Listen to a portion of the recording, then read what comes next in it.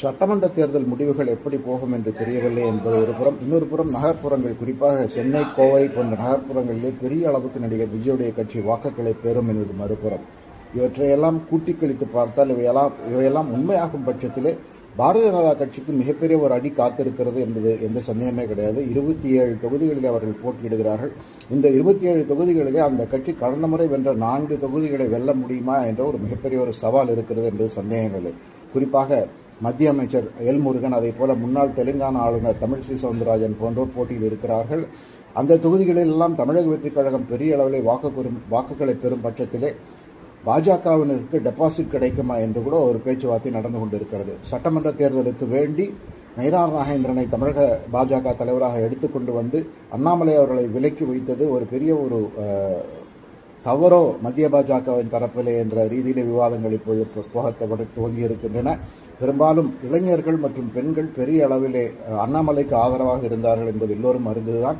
அண்ணாமலையை தலைவர் பதவியிலிருந்து விலக்கியதன் மூலமாக அவர்கள் பாஜகவுக்கு எதிராக வாக்களித்திருப்பார்களா, விஜய்க்கு ஆதரவாக வாக்களித்திருப்பார்களா என்பது பார்க்க வேண்டும்.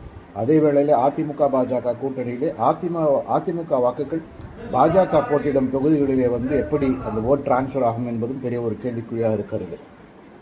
இவையெல்லாம் ஒரு வெறும் யூகங்கள் மற்றும் சர்வேக்கள் தான் என்று சொன்னாலும் பெரிய அளவிலே நடிகர் விஜயுடைய கட்சி அதிமுகவுக்கு தான் பெரிய சேதாரத்தை ஏற்படுத்தி இருக்கிறது திமுகவை விட என்று சொல்லுகிறார்கள்.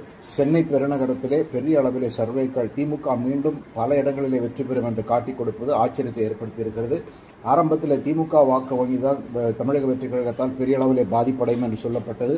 ஆனால் இப்பொழுது வரும் செய்திகள் உண்மையாகும் பட்சத்திலே அதிமுக வாக்கு வங்கி தான் மிகப்பெரிய அளவில் சரிந்திருக்கிறது என்று தெரிகிறது. போன ஷார்ட்ஸிலே கூட இதை பற்றி பேசியிருக்கிறோம்.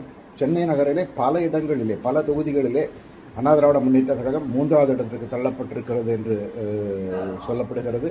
அதே வேளையிலே தமிழக வெற்றிக் கழகம் பல இடங்களிலே 2வது இடம் வரக்கூடும். அதே போல பெரம்பூர் தொகுதியிலே நடிகர் விஜய் வெற்றி பெறக்கூடும் என்றும் தகவல்கள் வந்து கொண்டிருக்கின்றன. மயிலாப்பூர் தொகுதிகளிலே போட்டுகின்ற தமிழிசை சவுந்தரராஜன் அவர்களுக்கு டெபாசிட் கிடைக்குமா என்ற கேள்வி. அதே போல அவினாசி தொகுதியில் திராவிட முன்னேற்ற கழகத்தின் சார்பிலே போட்டியிடும் இளம்பெண் கோகிலவாணி வெற்றி பெறுவார் என்று பலவராக தகவல் சென்றிருக்கின்றன. இங்கு போட்டியிடும் மத்திய அமைச்சர் முருகன் தோல்வியடைவார் என்று தகவல்கள் தெரிவிக்கின்றன. தமிழக பாஜகவை பொறுத்தவரை மீண்டும் ஒரு நோட்டா கட்சிக்கு போகும் நிலைமை அவர்களுக்கு ஏற்பட்டு விடுமோ என்று ஒரு அச்சம் நிலவுகிறது. அது உண்மையாகும் பட்சத்தில் மீண்டும் பாஜக எங்கே ஆரம்பத்திலிருந்து தொடங்க வேண்டும் என்பதுதான் ஒரு சோகமான விஷயமாக இருக்கும் அந்த கட்சிக்கு. பொறுத்திருந்து பார்க்கலாம். இவையெல்லாம் யூகங்கள் தான். இவை உண்மையாகும் பட்சத்திலே தமிழக பாஜகவின் எதிர்காலம் என்ன, அண்ணாமலையின் எதிர்காலம் என்ன போன்ற கேள்விகளும் பதிலுக்காக காத்திருக்கும்.